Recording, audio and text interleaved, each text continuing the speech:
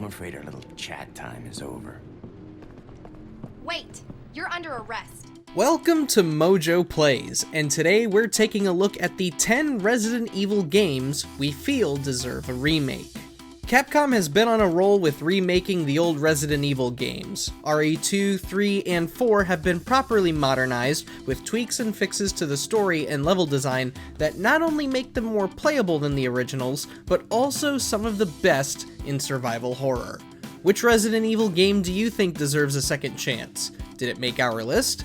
Let us know down in the comments. Before we begin, we publish new videos all week long, so be sure to subscribe to MojoPlays and ring the bell to be notified about our latest videos. Resident Evil 5. I owe you one! Sheva! Roger! When deciding the next Resident Evil to get a remake, RE5 is the most obvious and logical answer, especially given certain events in RE4's remake. Ignoring that fact, we're also at an interesting crossroads where Resident Evil's history and Capcom's modern efforts have met in the middle. Fans will recall RE5 was the start of the franchise's downward spiral as it leaned more and more into the action part of the gameplay and less into the horror. When played as a co-op game, RE5 is fine, but played solo, however, it's borderline unplayable. You know, we all dunk on Sheva for her dumb AI.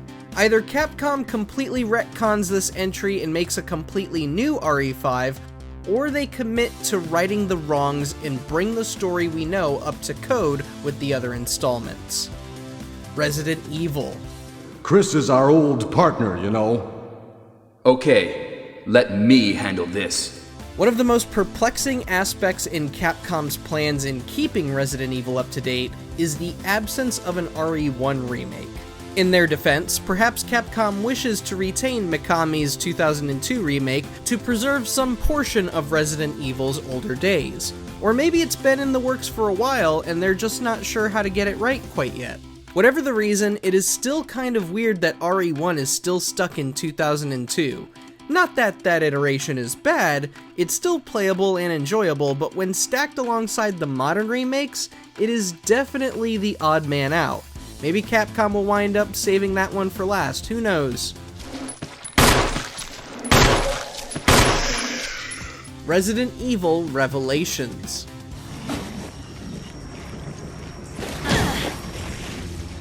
Revelations was notable mainly in how it provided a better Resident Evil experience compared to its home console brethren at the time. Even more impressive that it was on Nintendo 3DS of all platforms. While Revelations did manage to make its way to modern consoles in 2017, there is one big reason as to why this could be the next remake we see: its place in the timeline. If Capcom wants to stick with the chronological order of events, Revelations would be next in line as it takes place almost right after the events of RE4.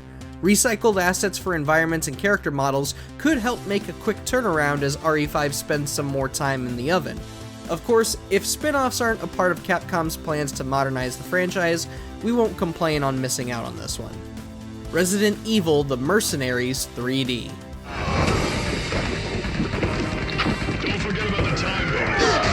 The Mercenaries mode has long been one of the best endgame rewards of the franchise, so much so that there was an entire game made around it for the 3DS. The Mercenaries 3D gave players control of a variety of characters, including Chris, Jill, Wesker, Rebecca, Claire, Krauser, Hunk, and Barry, earning skill points along the way to customize loadouts and abilities. Unfortunately, this dedicated package to an exceptional arcadey game mode is forever stranded on 3DS. With Resident Evil's explosion in popularity since RE7, we say it's time for Capcom to try this again. Forget about what was done with Resistance, RE-Verse, and Umbrella Corps. Give us the Mercenaries 3D, with brand new characters added, more maps outside of what we saw in RE4 and 5. Your live service RE game, guys, has been here the whole time. It's just on a dead platform. Let's get it out of there. Resident Evil Outbreak. If you want to keep Mercenaries to endgame content for the main games, well then fair enough, Capcom, fair enough. But what about Outbreak? For those unfamiliar, Outbreak was basically Capcom's Left 4 Dead before Left 4 Dead was even a thing, and it was way ahead of its time.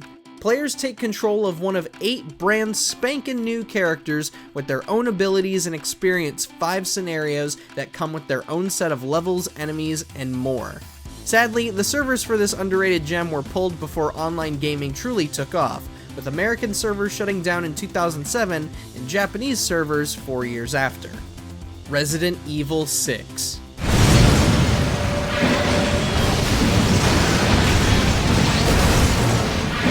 Look, we all know it's coming. If RE5 is getting a remake, then that means RE6 will be getting one too, at some point. And honestly, we would love to see it. RE6 did so many things wrong between its general focus on Call of Duty action, its explosive boss fights, and its incredibly boring story. But even those who truly despise it have to entertain the idea of RE6 possibly being a good game. Capcom's efforts to modernize the old games bring them an opportunity to right the wrongs of RE5 and 6. So, what will this game look like once the episodic format is ditched, the story is reeled in, and the focus is kept on survival horror? How different is this game going to look like? Our morbid curiosity actually has us excited to see how it turns out, but we might be several years away from even just a teaser. Resident Evil Gaiden.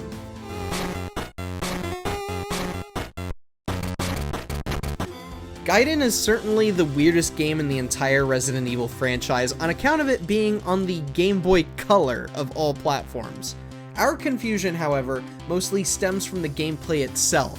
Players move around from a top-down perspective until approached by an enemy, which is where it'll shift to a first-person perspective for a brief, timing-based minigame. Interesting, but not a way to experience Resident Evil.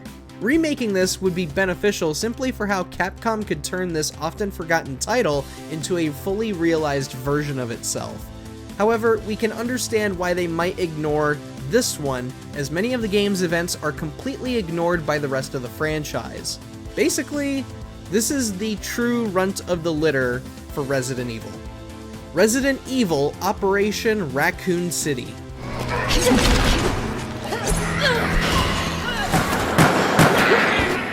Yes, we know we are almost treading into Umbrella Corps territory, and nobody needs that dumpster fire again. Operation Raccoon City was arguably the last time Capcom got multiplayer right with Resident Evil, and yet they did nothing with it. For the unfamiliar, Operation Raccoon City allowed players and their friends to take on a series of missions as Umbrella Corps security agents and relive the events of RE2 and 3. On top of that, you had an online mode where you could control our main heroes of the series, like Jill, Leon, Ada, Carlos, Claire, and more.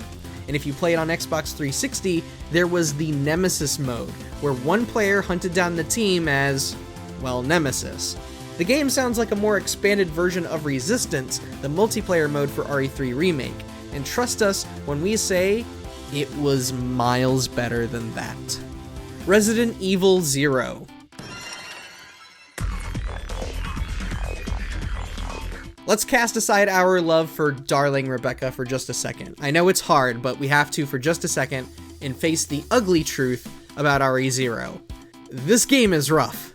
Not rough like, man, this is hard, but rough like, good lord, this is archaic. It has some interesting ideas like the ability to switch between Carlos and Rebecca. Unfortunately, the fixed camera makes it hard to tell where you can and can't walk sometimes, as well as make combat frustrating because of how much limited space you have to move. RE0 would be an excellent way to introduce Rebecca, and Billy, we suppose, in this new era of Resident Evil. Plus, the train setting is just cool overall. Like, come on, horror and trains go together like peanut butter and jelly. Resident Evil Code Veronica.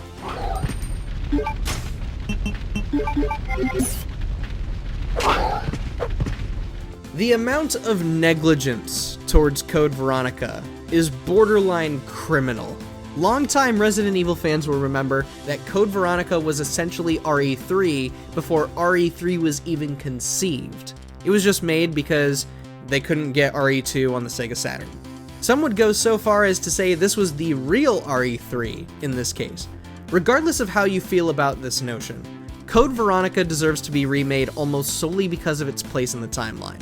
Claire Redfield is just one of the most underrated characters of the franchise, and yet she has practically no presence in the series after RE2. Code Veronica was her biggest role, and maybe Revelations 2, but she did kind of have to share that spotlight. So, what? We'll just include her in the RE2 remake and continue redoing and tweaking the series without her? Nothing happened to her after everything with Leon, Sherry, learning about Umbrella Corps, and trying to find Chris? Ignoring her story is just going to make this era look really, really weird decades later, Capcom. Please do what's right. Remake Code Veronica now. Use the extra time you have to iron out the details with RE5 and make that good. Please, give our girl Claire some respect. Did you enjoy this video? Check out some of our other Resident Evil content here on MojoPlays, and don't forget to subscribe for more great stuff every day.